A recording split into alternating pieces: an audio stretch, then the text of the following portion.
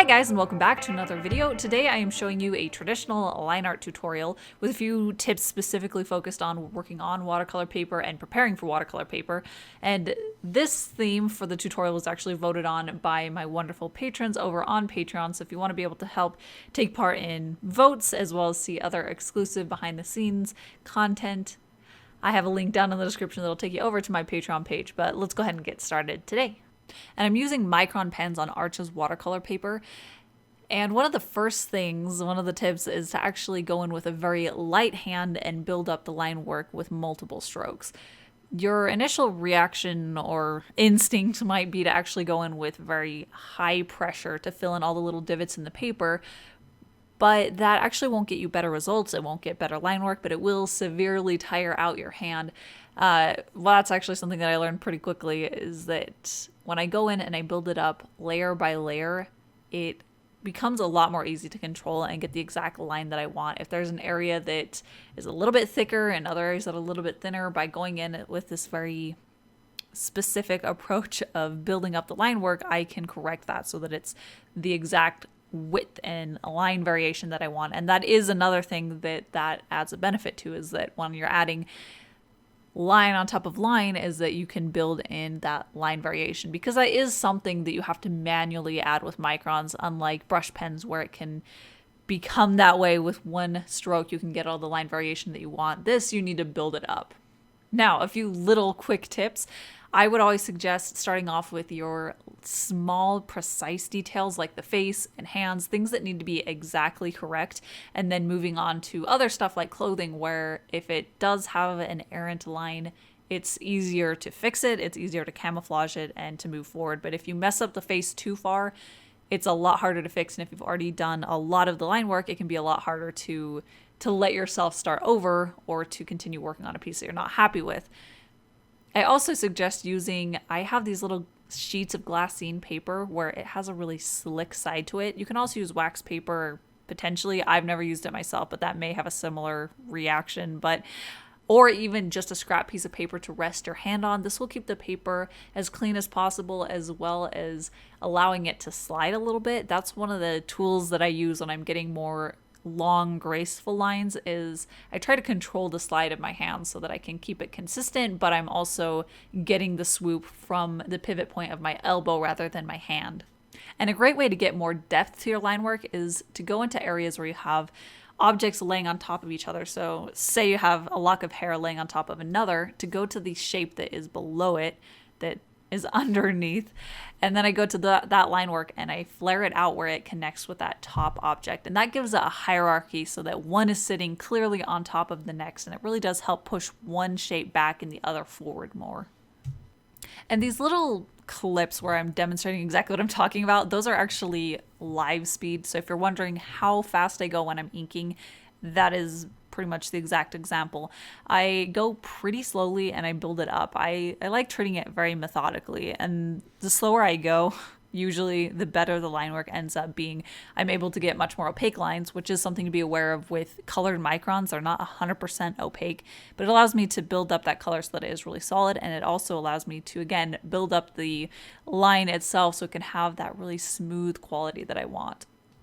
And a very specific tip, when you're trying to get very parallel shapes, so like these ribbons that are hanging down from her headdress, where I wanted it to be exactly the same distance from one line to the other so that it was very consistent, which is one of my biggest pet peeves when I'm working on something like that, is when I accidentally dip it in so it's a little bit too narrow, is I will usually go in and ink one of the lines, and then I'll go back in with my ruler and very carefully measure out the exact same width all the way up, and I'll put these little dots in pencil all the way up, and then that gives me just a dot to dot to follow as I do that second line, which I do very, very lightly, and then I build it up again because I want to make sure that I can connect the dots, and then the next shot is usually to make it look really fluid and connected, and then I just build it up and up from that, and that really helps it so that it can be exactly the width that I want, and I don't accidentally let it get out of hand and let it taper a little bit too in or out.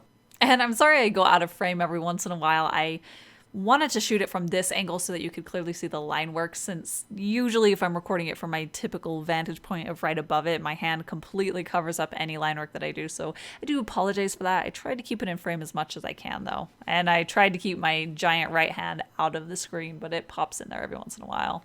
And as far as transferring your image onto your final version, I typically use a light box, and I'll link to the one that I use down in the description. But if you don't know what that is, it just shines light from underneath so that you can have your sketch below your final paper, and then either you can ink right on top of that or you can transfer it over with a pencil.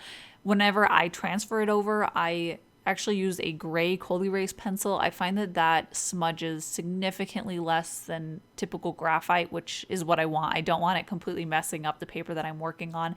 It also is really light too, so it's not too imposing, and it doesn't stay on my paper for too long after I erase it off. And I do use a kneadable eraser when I'm erasing that. I find that it seems to be the most gentle on watercolor paper. But typically I would recommend, and what I typically do, is to actually ink right on top of the light box with the light shining through. That allows me to not have to mess up the paper in any way, and I don't have any pencil that's contributing to the line work. And then when I erase it, sometimes it can be something that I didn't notice it was helping, and then it's not quite finished without that line work, if that makes sense. But when I'm doing that, I like to do the initial pass where I get it transferred on there and everything has its line done and it's there and it's represented, and then I take it off the light box and I do all the finishing touches without that and without the sketch showing through as well. That makes it so that I can get the finished product as solid and clean as possible. And a great way to, again, get some more depth is to actually work with where your light source will be. I'm not sure if the little clip that I showed this exact example is passed or not yet, but that's where things that are closer to the light source, which usually I do it at the top unless I'm doing an extreme light position, but usually it's somewhere at the top of the page, and then the shadows will be below it. I'll go in at the bottom of all shapes, and those will be just a little bit thicker, and everything on the top will be just a little bit lighter. And again, that reinforces where the shadow is, where the light is, and that just helps push that line variation in a way that really is intentional, and it gives a lot of purpose.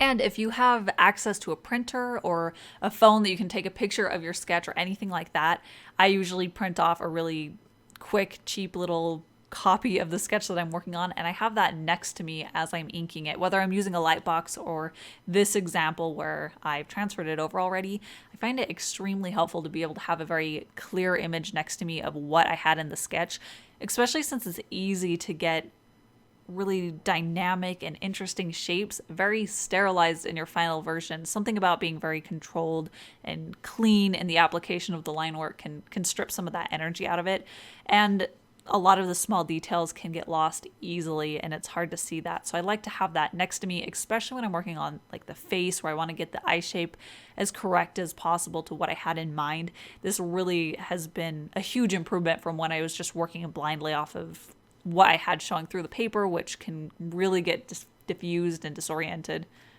And as far as micron sizes, I think my favorite is actually 0.2 and 0.3. I find that they're thin enough that I can really get good details, but not so thin that it takes me forever to build it up like a 0.1 might be. I also find that specifically working on textured watercolor paper, I prefer those sizes even when I'm doing something thicker than, say, a larger size like a 0.5 or even a 0.8. And I found that those are so thick that they really do have a hard time getting into the little cracks, where I actually do have to push a lot harder. But when they're a lot thinner, they actually go in there naturally as I build it up, and I can be a little bit kinder on my hand even with something like that. And I have been surprised at how much faster it is. I've compared it, how much faster it is for me to use a thinner one to build up a thick line than it is for me to get a thick line to look good. I've also found that the thicker ones, they get a little, or at least I get a little bit bumped off easier when I hit a bump that I wasn't expecting it. So I can get a lot more of a wobbly line than I would with a thinner one, probably because it's not so exaggerated when I do bump into something, and it's a lot easier to correct. And then if I had transferred over with a pencil like I did this time, I'll go in and erase everything. I try to have as light of a touch as possible and to be as precise to where the pencils are. That way I don't deteriorate the paper when it comes time to finally complete it with colors.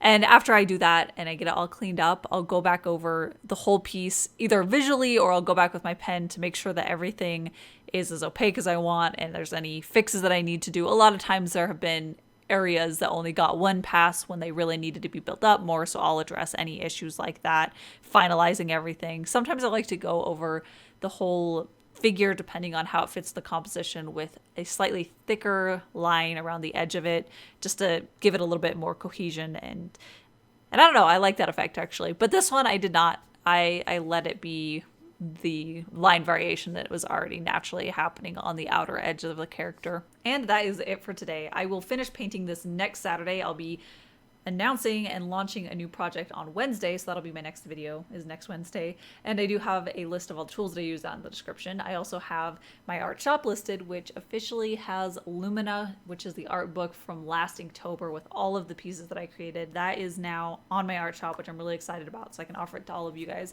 But I have that, I have my Patreon listed, and that is officially about it. So I'll be back next Wednesday with another video. Thank you guys so much for watching, and I'll see you then.